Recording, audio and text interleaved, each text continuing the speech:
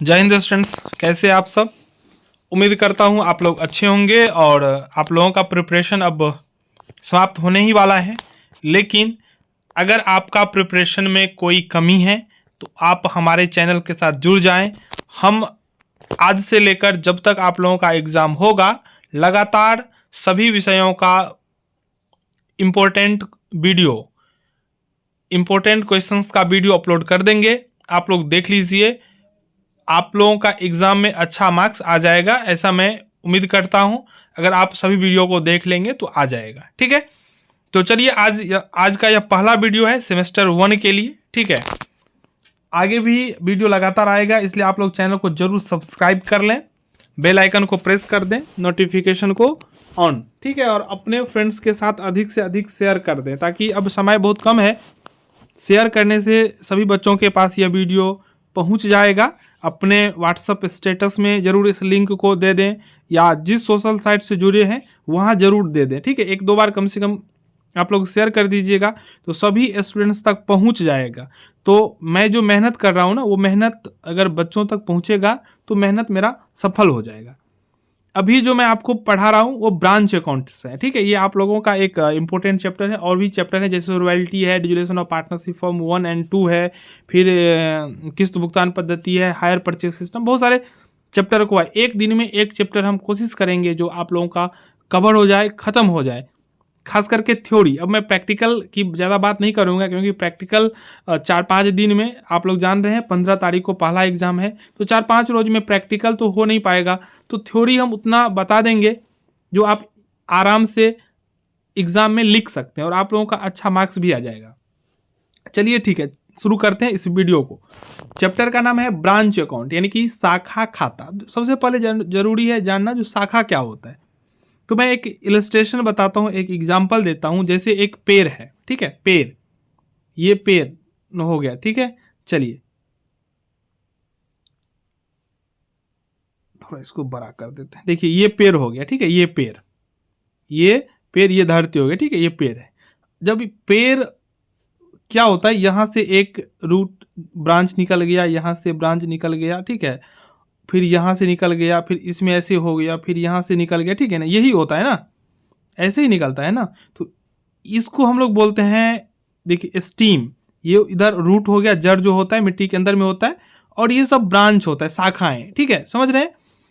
तो यही चीज़ मैं आप लोगों को बताना चाह रहा हूँ। जो आखिर में ये अकाउंटिंग है क्या, तो यहाँ से रूट जो है ये सारा काम करता है। ये यहाँ से वाटर देता है, यहाँ से जो है पोषक तत्व देता है, सनलाइट लेकर भोजन बनाकर सभी शाखाओं तक क्या होता है, पहुँचता है। तो सेम यही चीज़ है बिजनेस में, ब्रांच का काम। एक हेड ऑफिस होता है, एक हेड ऑफिस, ठीक है। मैं किसका बात कर रहा हूँ, हेड ऑफिस का। हेड ऑफिस का मतलब क्या हो गया, जहां पर सारा प्रोडक्शन होता है, उत्पादन होता है, ठीक है, ये हो गया हेड ऑफिस। समझ रहे हैं, हेड ऑफिस हो गया। थोड़ा गैदरिंग हो गया था तो हम थोड़ा शॉर्ट में आ जाते हैं। ये क्या हो गया, हेड ऑफिस। हेड ऑफिस जिसको हम लोग बोलते हैं प्रधान कार्यालय। क्या बोलते हैं, प्रधान कार्यालय, या मुख्य कार्यालय भी हम लोग कहते हैं, ठीक है। यहां से अलग अलग जगहों पर, ये किसी एक जगह पे होगा। मैं सपोज के लिए बता देता हूं, दरभंगा, ठीक है, दरभंगा में ये हेड ऑफिस है। ये इतना प्रोडक्ट का प्रचार प्रसार हो गया, अच्छा लगा, अन्य कई जगहों पर डिमांड बढ़ने लगा। अब डायरेक्ट कोई कस्टमर यहाँ से आके खरीदेगा ये पॉसिबल नहीं है, ठीक है। तो कंपनी ने क्या किया, तो जगह जगह पर, मैं एक एग्जांपल के लिए बताता हूँ। एक प्लेस बेनीपुर, ये दरभंगा जिला में ही एक ब्लॉक है। एक अब हम बता रहे हैं बेनीपट्टी, ये मधुबनी का जगह है, ठीक है। एक हो गया ताजपुर, ये कहाँ का है आप लोग जान रहे हैं तो आप लोग कमेंट में जरूर बताइएगा, ताजपुर। ये क्या हो गया, तो हेड ऑफिस का ये तीनों जगह ब्रांच हो गया। एक बेनीपुर, दूसरा बेनीपट्टी, तीसरा ताजपुर। ऐसे ही अगर डिमांड बढ़ता जाएगा ना तो अलग अलग शहरों में ये अपना ब्रांच खोल लेगा। तो यही होता है ब्रांच। और यहाँ इस ब्रांच पर जो भी अकाउंटिंग होगा, जो भी लेखा होगा, वही होता है ब्रांच अकाउंट, ब्रांच अकाउंटिंग, शाखा खाता। क्योंकि ये जो हेड ऑफिस है, कोई हेड ऑफिस, अभी हम बात कर रहे थे दरभंगा DBG, ये हो गया हेड ऑफिस, हेड ऑफिस मुख्य शाखा, ठीक है। यहाँ से लिंक हो गया, पहला बेनीपुर, दूसरा बेनीपट्टी, तीसरा ताजपुर, यही तीनों जगह बताए थे ना। तो ये तीनों जगह पे क्या होता है, तो हेड ऑफिस से यहाँ पे गुड्स भेजा जाएगा तीनों जगह पे, ये सेल करेगा। तो कितना का गुड्स, कितना कॉस्ट का गुड्स आया, कितना सेल हुआ, बीच का जो डिफरेंस होगा वही प्रॉफिट और लॉस होगा। ये अलग अलग सभी ब्रांचों का लेखा जोखा किया जाता है, यही होता है ब्रांच अकाउंटिंग। क्या आप समझे? ये कमेंट में ज़रूर बताइएगा। अगर आप लोगों का फीडबैक अच्छा नहीं होगा या आप लोगों का रिस्पांस अच्छा नहीं आएगा तो मैं वीडियो अपलोड नहीं करूँगा। स्पष्ट मैं कह देता हूँ, आप लोगों का रिस्पांस अच्छा नहीं आएगा। अगर आपको हम जो पढ़ा रहे हैं ना, अगर वो अच्छा नहीं लगेगा तो क्या अच्छा नहीं लगा ये आप बताइएगा। तरीका अच्छा नहीं लगा मेरा बताने का, या मेरा बात आप नहीं समझे, क्या समस्या है ये आपको बताना पड़ेगा। अगर 15 व्यू जाता है ना, 15 व्यू, तो उसमें से 10 कमेंट हमको चाहिए, ठीक है। अगर सेमेस्टर 1 के बच्चे देख रहे हैं तो आपका फीडबैक नेक्स्ट वीडियो के लिए हमको प्रेरित करेगा, ठीक है ना। सब्सक्राइब होगा नहीं होगा उतना मुझे फर्क नहीं पड़ता है, लेकिन हमको फीडबैक चाहिए जो मैंने जो आपको समझाया कैसा। ब्रांच से रिलेटेड कोई इश्यू है तो बताइए, मुझे नहीं लगता कोई इश्यू है। मैंने जो आपको लिख के समझाया वो एक बार देख लेते हैं। शाखाओं के संबंध में जो खाता मुख्य कार्यालय हेड ऑफिस, जो भी दरभंगा मैंने बोला था कि पुस्तकों में एवं शाखाओं की पुस्तकों में खोले जाते हैं, उन्हें शाखा खाते कहा जाता है। खोले जाते हैं, जो अकाउंट खोला जाता है वही ब्रांच अकाउंट होता है, ठीक है ना। इन लेखों का मुख्य उद्देश्य, यानी कि ये जो अकाउंटिंग होता है ना, इसका मेन पर्पस क्या होता है, तो मेन पर्पस होता है शाखाओं की कार्य क्षमता तथा उनके लाभालाभ का ज्ञान करना होता है। यानी कि जो ब्रांच है उसका क्या वर्क कैपेसिटी है, उनका क्या प्रॉफिट या लॉस है, इन सभी बातों को जानने के लिए ये अकाउंट बनाया जाता है, ठीक है। इनके अंतर्गत इनके संबंध में बनाए जाने वाले अंतिम खाते भी आते हैं, यानी कि फाइनल अकाउंट आते हैं, जिनसे इनकी वित्तीय स्थिति का ज्ञान प्राप्त हो जाता है, ठीक है। उम्मीद करता हूं आप लोग समझ गए होंगे। आगे एक भारतीय कंपनी अधिनियम 1956 की धारा 2(9) के अनुसार एक कंपनी के संबंध में शाखा से अभिप्राय क्या है। पहला, कंपनी द्वारा वर्णित किसी प्रतिष्ठान होगा, किसी ऐसे प्रतिष्ठान से जो वही कार्य अथवा लगभग वही कार्य संपादित करता है जो मुख्य कार्यालय द्वारा संपन्न किया जाता है। मैंने क्या कहा, जो हेड ऑफिस है वहाँ कस्टमर रीच नहीं हो रहा है, यानी कि ग्राहक वहाँ तक नहीं पहुँच रहा है, लेकिन डिमांड है, तो इसलिए अलग अलग शहरों में खोल लिया जाता है। तो जो मुख्य कार्य होगा मुख्य शाखा का, वही काम ब्रांच भी करता है। किसी ऐसी प्रतिष्ठान से है जो उत्पादन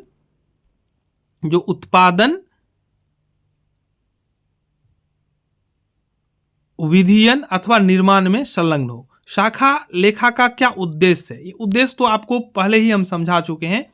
उद्देश्य क्या हो सकता है, पहला, प्रत्येक शाखा के अलग अलग लाभ को ज्ञात करना। अभी मैंने उदाहरण दिया था, बेनीपुर शाखा में क्या लाभ हुआ, बेनीपट्टी में क्या लाभ हुआ है, ताजपुर में क्या लाभ हुआ, ये जानकारी के लिए ये अकाउंट बनाया जाता है। लेखांकन अवधि के अंत में प्रत्येक शाखा की वित्तीय स्थिति, यानी कि उस शाखा का क्या कंडीशन है फाइनेंशियल, यह पता करने के लिए। आगे, शाखा की क्रियाओं के नियंत्रण में सहायता प्रदान करने की, जो कंट्रोलिंग में जो भी कोई इश्यू आएगा, जब तक लेखा नहीं होगा तब तक ये नियंत्रण नहीं मिल सकता है, ठीक है। आगे है शाखाओं की कुशलता एवं उन्नति